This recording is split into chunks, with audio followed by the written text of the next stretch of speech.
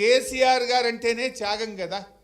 బహుశా ఈ దేశంలో ఒక కాజ్ కోసం, ఒక సమస్య కోసం ఇన్ని పదవులకు త్యాగాలు చేసిన నాయకుడు ఎవరు ఉన్నారంటే అది ఒక్కడే కేసీఆర్.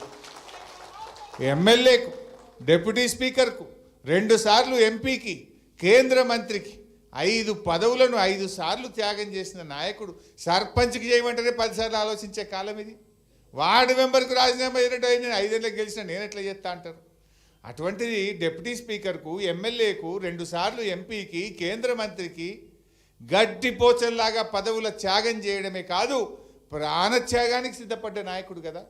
నిమ్స్ ఆసుపత్రిలో ఆయన ఉన్నప్పుడు ఓ రోజు నేను పోయి, డాక్టర్లు వచ్చి నా క్లాస్ వీకుడు, మేమందరం అటుంటే మీ ఇష్టం పోయి, ఆయన సోడియం లెవెల్స్ తగ్గుతుంది, క్యాల్ పోతుంది, ఆయన కిడ్నీలు ఫెయిల్ అయిపోతాయి, తర్వాత ఏం చేసినా మనిషి చేయికి రాడు, మనిషి మర్చిపోతున్నాడు, గుర్తుపడతలేడు, కిడ్నీలు ఫెయిల్ అయిపోతాయని డాక్టర్లు వచ్చి రూమ్లో మా క్లాస్ వీక్తుండ్రు.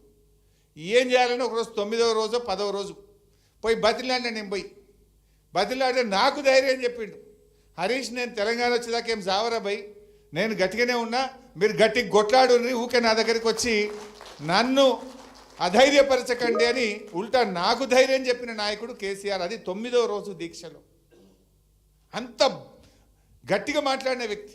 నిమ్స్ డాక్టర్లు పోయి 10వ రోజు సార్ మీ పరిస్థితి చేయి, అప్పుడు ఆ రోజు ఎగురుతున్నాడు బాడీ, బెడ్ మీద నుంచి దాదాపు 1.5 ఫీట్ ఎగురుతుంది. ఇట్లా దొరకబట్టి, 2 కాళ్ళు దొరకబట్టి, 2 చేతులు దొరకబట్టి, ఓ నడుము దొరకబడితే తప్ప బాడీ ఆగుతలేదు. అది ఇట్లా ఎగురుతుంది మంచం మీద.